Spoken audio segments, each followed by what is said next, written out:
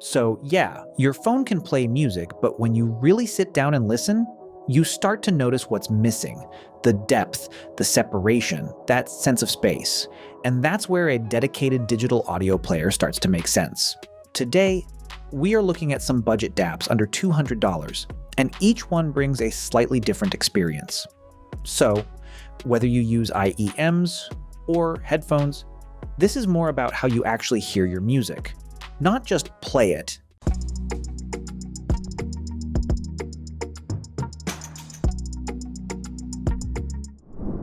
Let's start with something that already feels quite complete in hand: the Hidizs AP80 Pro Max. So, right away when you pick this up, you notice how compact it is, yet it carries dual ESS DACs inside, and that already sets the tone.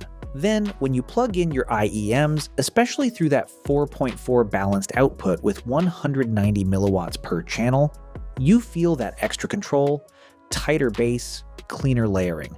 And it does support DSD-256 and PCM up to 32, bit 384 kHz, so your high-res library stays untouched. Now, what makes it more flexible is the bidirectional Bluetooth 5.1 with LDAC and even UAT, and also Wi-Fi for Tidal, or DLNA. So, you are not locked into offline use. And with MQA-16X decoding, you get closer to that Studio Master feel. At $199, it feels like a small device that quietly does a lot.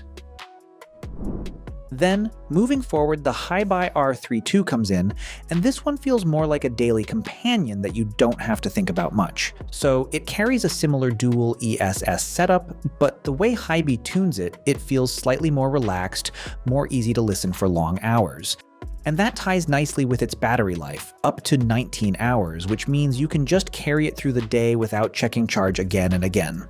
Also, the balanced output goes up to 340 milliwatts at 32 ohms, so it handles most IEMs and even some headphones comfortably. Then you get dual oscillators, which improves timing accuracy, and you actually notice that in vocals and instrument placement. Also, Wi-Fi, Bluetooth 5.1, MQA-16X, all present here. So at $159, this one feels like a safe, long-term pick where you just focus on music, not the device. And then, if you want something that feels closer to a mini smartphone, the Fiio JM21 shifts the experience quite a bit, because here you are not limited to a closed system. It runs Android 13, so you can install your streaming apps directly, and that already changes how you use a DAP. Then inside you get dual Cirrus Logic DACs with a Snapdragon 680, so the UI feels smooth and audio processing stays consistent. But the real thing you notice is power, up to 700 milliwatts per channel from the balanced output, which means even demanding headphones start to make sense here. Also, you get up to 2 terabytes expandable storage, so your library can grow without worry.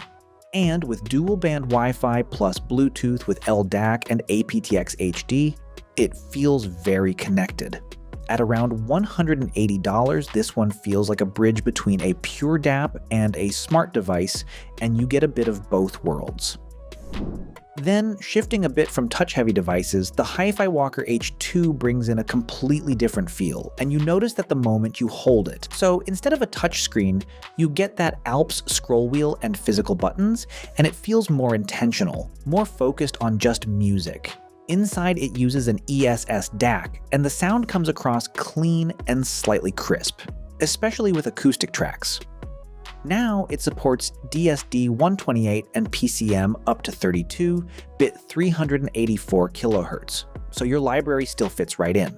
Also, you get two-way Bluetooth 5.2 with LDAC and aptX HD, which is nice if you switch between wired and wireless. Output power is around 70 milliwatts, so it is more suited for IEMs than heavy headphones.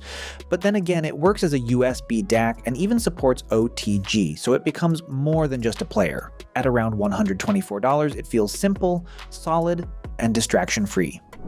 And then, if power is something you have been missing so far, the Tempotech V3 Blaze changes that conversation quite quickly, because here, you are getting up to 1,650 milliwatts from the balanced output, and that is serious headroom. so even full-size headphones start to feel alive. Then it runs dual AKM DACs and supports up to DSD512 and PCM32-bit 768 kHz, which is about as far as you would realistically go in this range. Also, it includes MQA8X decoding, plus Wi-Fi and Bluetooth 5.1 with LDAC and UAT. And there is this pyramid analog amp design, which helps with separation, so instruments feel more spaced out, more layered. Then you can even control it through Hiby Link from your phone. At around $193, this one feels like it is built for those moments when you just want full control over your sound. And then, easing into something that balances power and customization, the Surfans F28 comes in with a slightly different approach. So here you get dual DACs again, but paired with FPGA and a crystal clock, which helps with timing precision, and you hear that in cleaner transitions between notes. Then it supports DSD256 and PCM 384 kHz, so most high-res formats are covered. Also, the balanced output goes up to 450 milliwatts, which gives you enough room for both IEMs and some headphones. And besides that, you get an SPD-IF output, which is not common at this price, so you can connect it to external gear. Bluetooth 5.2 with LDAC and aptX is there, plus custom EQ modes, so you can tune things your way. At around $176, this one feels flexible, especially if you like to shape your sound a bit.